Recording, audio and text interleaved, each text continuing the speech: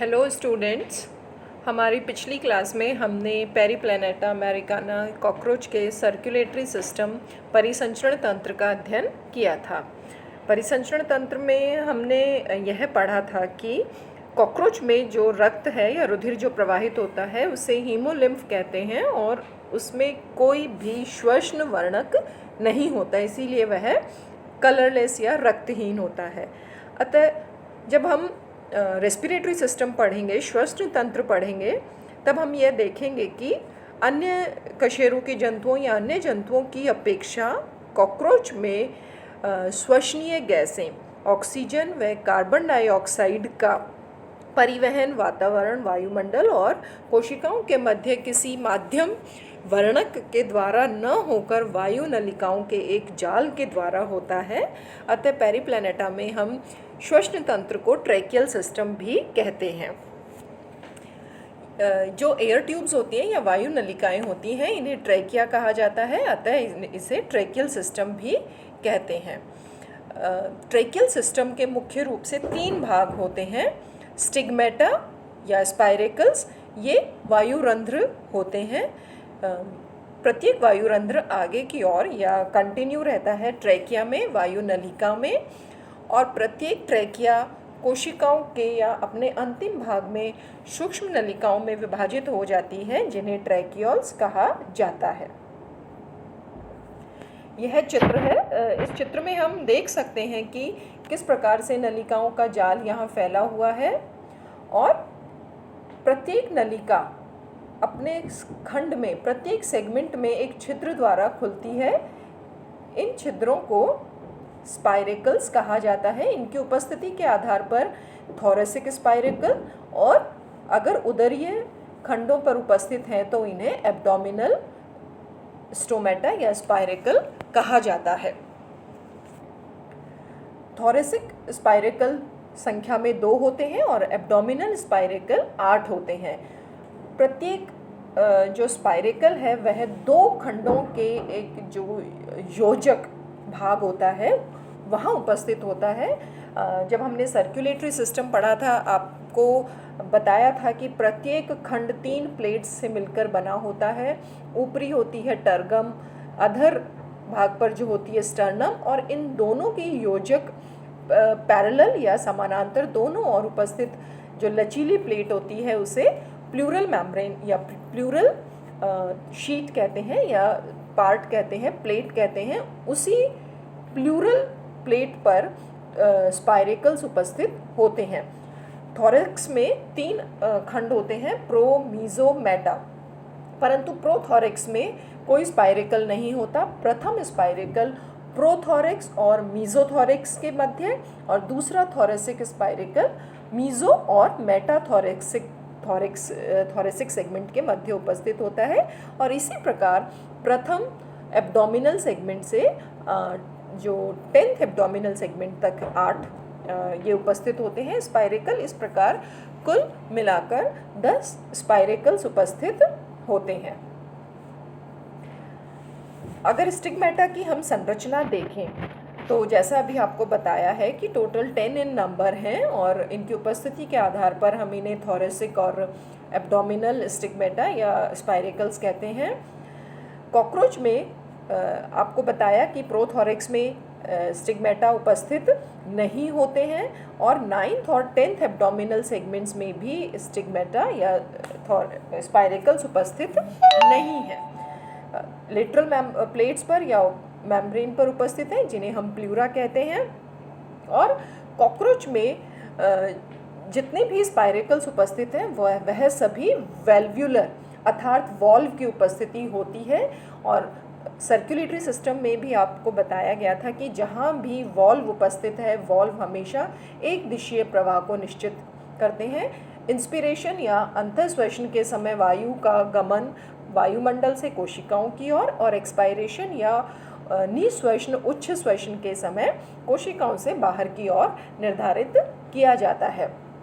प्रत्येक स्टिग्मा के अंदर एक लाइनिंग होती है, एन्युलर स्क्लेराइट लाइनिंग होती है, जिसे पेरिट्रीन कहा जाता है। और इस चैम्बर के अंदर या पोर्स या छिद्र जिस चैम्बर में, कोश में अंदर की ओर खुलते हैं, जिसे वायु कोश कहा जाता है, कि आंतरिक झिल्ली पर अनेक छोटे छोटे रोम उपस्थित होते हैं और रोम का मुख्य कार्य फिल्ट्रेशन या छनन कार्य है, जिसके द्वारा वायु के साथ किसी भी प्रकार के डस्ट पार्टिकल या अन्य कोई भी अवांछित पदार्थ प्रवेश नहीं कर पाते। इस चैम्बर को हम एट्रियम कहते हैं और एट्रियम आगे ट्रेकिया में कंटिन्यू होते हैं। यह चित्र है, इसमें आप देख सकते हैं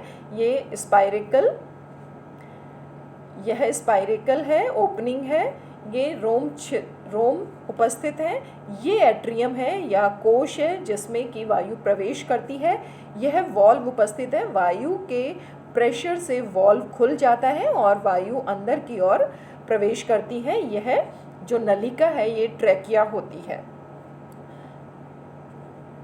यहाँ पर हम सी शेप ये रिंग्स देख रहे हैं। इन रिंग्स को हम टेनिडिया या इंटिमा कहते हैं। काइटिनस रिंग्स होती हैं जिनका डिस्क्रिप्शन अभी आगे आपको मिल जाएगा, और इनका मुख्य कार्य जो होता है वायु के दाब से ट्रेकिया या वायु नलिकाओं को कोलैप्स होने से या पिचकने से बचाना। अब ट्रेकिया वायु नलिकाएं हमेशा एट्रियम वायु नलिका में खुलेगा, और प्रत्येक वायु नलिकाएं जो होती हैं एब्डोमिनल स्पाइरेकल जो हैं वो तीन ट्रैकियल ट्यूब्स में खुलते हैं या कंटिन्यू रहते हैं। और ये तीन ट्रैकियल ट्यूब्स होती हैं लेटरल अर्थात साइडवाइज, डॉर्सल पृष्ठीय और वेंट्रल अधरीय लॉन्गिट्यूडिनल ट्रंक वायुनलिका। ट्रंक का मतलब होता है कि जो आमाप में और साइज में सबसे बड़ी है और जिसकी आगे ब्रांचेस उपस्थित होती हैं। तीनों लॉन्गिट्यूडिनल ट्रंक्स जो होती हैं आपस में कमिश्यर ट्रैकी द्वारा जुड़ी रहती हैं। कमिश्यर का मतलब होता है संयोजनी, अर्थात दो लेटरल, एक डॉर्सल और एक वेंट्रल लॉन्गिट्यूडिनल ट्रंक का आपस में जाल बना रहता है संयोजनी नलिकाओं के द्वारा, वायु नलिकाओं के द्वारा, जिन्हें हम कमिश्योरल ट्रैकी कहते हैं। प्रत्येक ट्रैकी की जो वॉल होती है या वायु नलिका की वॉल होती है उसके अंदर इंटिमा या काइटिनस लेयर है, जिसका अभी आपको बताया गया था। इसका मुख्य कार्य ट्रैकिया को पिचकने से बचाना है और ये काइटिन की बनी हुई लाइनिंग होती है। ट्रैकिया आगे कोशिकीय भाग की ओर जाने पर फाइन ब्रांचेस या सूक्ष्म ब्रांचेस में शाखाओं में विभाजित हो जाती हैं, जिन्हें ट्रैकियोल्स या वायु नलिकाएं या श्वसनिकाएं कहते हैं। और ये टर्मिनल स्ट्रक्चर यानी कि अंतिम भाग होता है ट्रैकिया का, जो कि टिश्यू या कोशिकाओं के बिल्कुल निकटस्थ होता है या वहाँ पर समाप्त होता है। टेनिडिया यहाँ पर अनुपस्थित होती हैं, अर्थात यहाँ पर टेनिडिया नहीं है, यहाँ पर एक ट्रैक्युलर फ्लूइड उपस्थित होता है।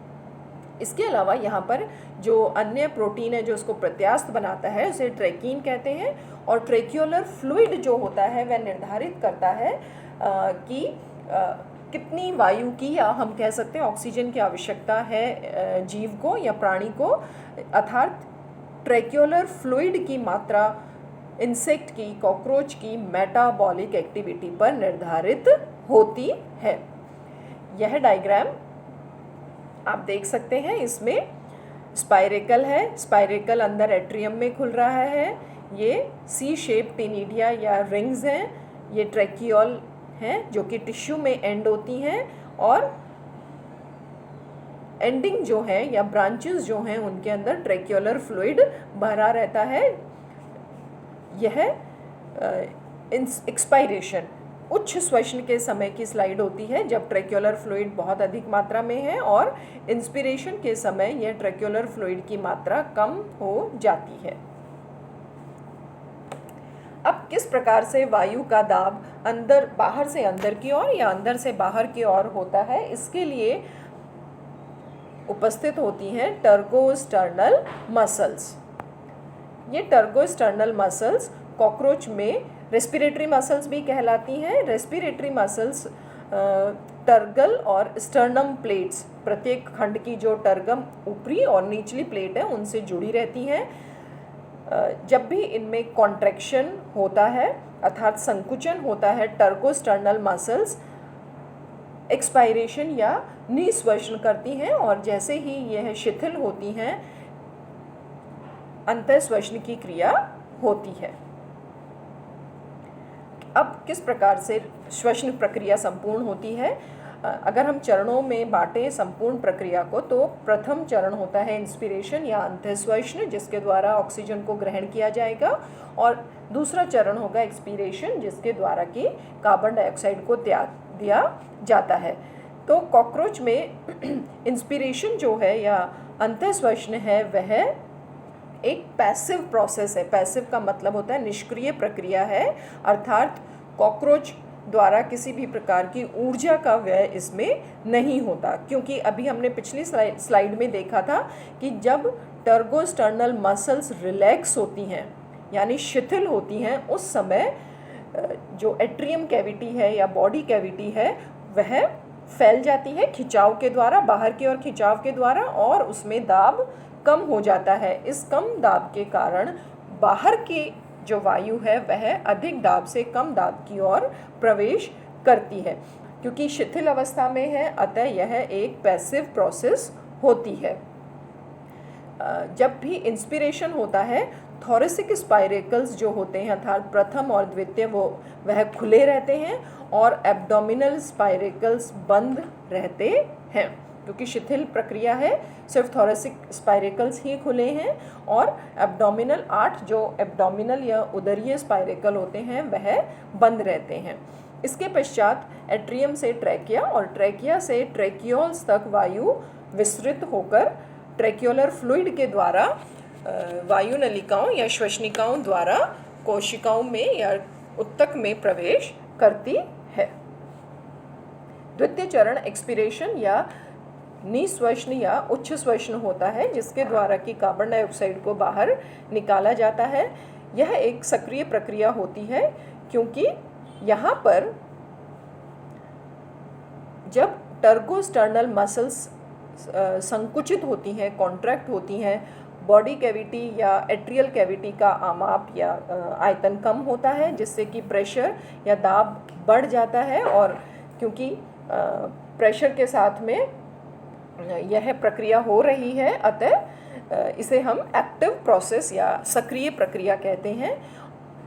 इस स्टेप में या चरण में प्रथम या इंस्पिरेशन स्टेप के विपरीत थोरेसिक स्पाइरेकल्स बंद रहेंगे और एब्डोमिनल स्पाइरेकल्स खुल जाते हैं और कार्बन डाइऑक्साइड पुनः विसरण के द्वारा कोशिकाओं से श्वसनिकाओं या ट्रैक्योल्स में प्रवेश करती हैं और उसे फिर बाहर निकाल दिया जाता है।